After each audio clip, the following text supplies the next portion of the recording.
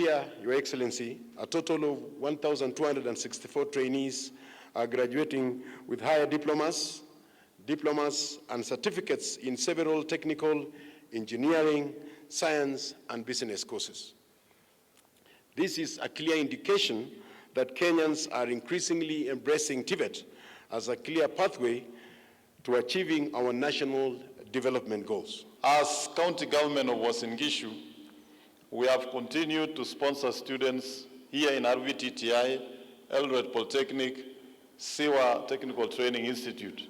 And I want to report to you, Your Excellency, that because of that effort and our campaign to have students enroll in TTI, we have witnessed an increase in the number of students who have joined our Technical Training Institute. And I want to urge our parents here that through the support of national government that is giving bursary to students who enroll to TTIs to the tune of 30,000 and higher education loans board loans facility of 40,000 to pay the balance of school fees, and on top allow our students to have more than 14,000 for their upkeep, that they have no reason absolutely to continue staying at home with students who can be enrolled in our Technical Training Institute. So we must take advantage of the government programs and ensure that our children acquire skills. There is great potential towards further enrollment in our institutions. And while he mentioned the deficit in enrollment, we're yet to open a new institution called Turbo TTI in January, and eventually Geria TTI. And this will require the support of and the collective leadership of all in order to encourage greater enrollment in view of the fact that the country needs skilled people who are competent and are able to ensure that they're able to address all aspects of gainful employment. Our goal is to make sure that no processor, investor, or industrialist can say they cannot find the talent or the human resource they need to run their enterprises, their investment, or their businesses efficiently in Kenya. Meaning that investing in our human resource development is actually value for money. And therefore, any county, any society, any government that invests in its human resource is investing in the right direction. In this financial year, we've been able to sponsor 330 students to Kenya Medical Training College.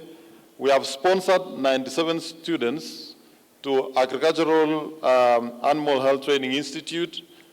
We have sponsored 34 students to Kenya Water Institute. We've sponsored 30 students, Your Excellency, in a field that looks not very serious, but is very serious in matters of health, and that is the Kenya Meat Inspection Institute. And by the way, kama unakula nyama ijepimwa ujue uko na minyoo, unahitaji kuona daktari. Your Excellency, to support the dairy sector, we've also sponsored 100 students to Agricultural Development Corporation for AI technician course in order to make sure that we are also improving our breed and enhancing farming in the county. Mr. Governor, I want to tell you that is the right direction to go, because the future is in Tvet. You will never go wrong by investing your resources in technical training. In any case, today, as a nation, we are earning more foreign currency from the export of our brain power than we do from all the commodities that we export.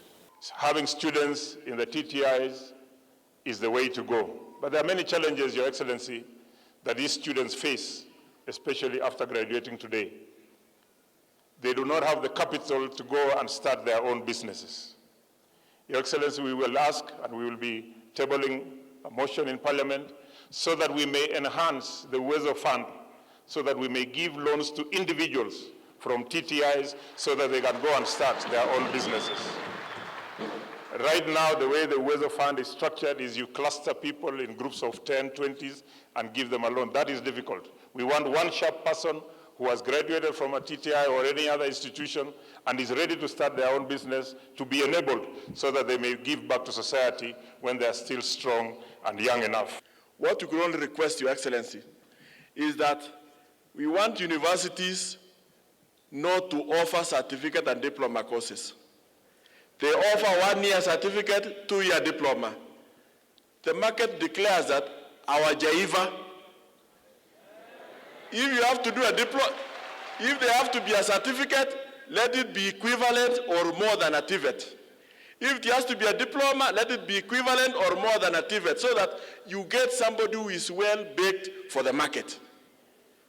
I believe degree programs are enough for them. We will be assessing the unhealthy competition between Tvet institutions and universities so that we can find a balance between what training is done by Tvets and what training is done by universities and what training is done by other institutions, so that there is no confusion, there is clarity, and there is synergy in the training of our human resource. And everybody and every sector can then be equipped with the necessary infrastructure to provide quality training in those sectors, rather than everybody becoming a jack of all trades and a master of nothing. We are spending on subsidy of school fees for VTCs 35.7 million shillings in our 11 vocational training colleges. This is to make sure that no student or anybody, and in our vocational training colleges, Your Excellency, we don't consider age. You can join our VTCs, it doesn't matter. Even if you are 50, we shall enroll you, so that we can have enough skills that is going to transform this country. Your Excellency, I'm aware Kenyans are complaining of the hard economy, a lot of infrastructural development, that national government is spending billions of money. The challenge we have, Your Excellency, is that all those major infrastructural developments are being undertaken by international companies whom, once we pay them, they wire the money back to their country, and there is no money to stimulate the local economy and grow the tax base. Tvets are going to be an answer to the capital flight in this country.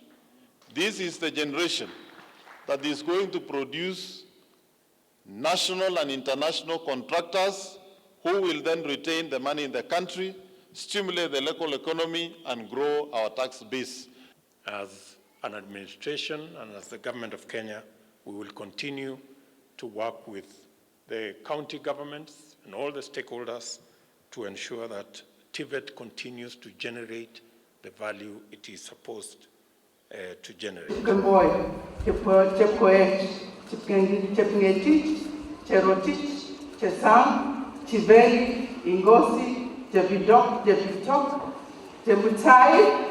Elizabeth, Jemtai Faith, Jepchirchir, Jepkoech, Jepkoril. Mr. Tom Mulati, Karibu.